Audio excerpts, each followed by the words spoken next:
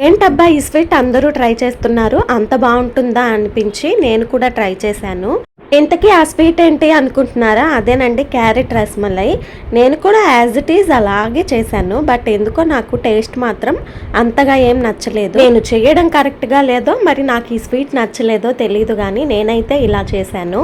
ముందుగా క్యారెట్ ఒక half cup వరకు షుగర్, ఒక 2 ఇలాచీ వేసి కొంచెం మిల్క్ యాడ్ చేసి ఫైన్ పేస్ట్గా గ్రైండ్ చేసేసాను. కడాయిలో ఒక 2 స్పూన్స్ వరకు గీని యాడ్ చేసి క్యారెట్ కొంచెం పచ్చి స్మెల్ పోయే వరకు ఒక 5 మినిట్స్ వరకు ఉడికిన తర్వాత ఇందులో రవ్వని యాడ్ చేశాను. ఇలా రవ్వ కలిసి మొత్తం దగ్గరగా అయ్యే వరకు బాగా కుక్ చేశాను.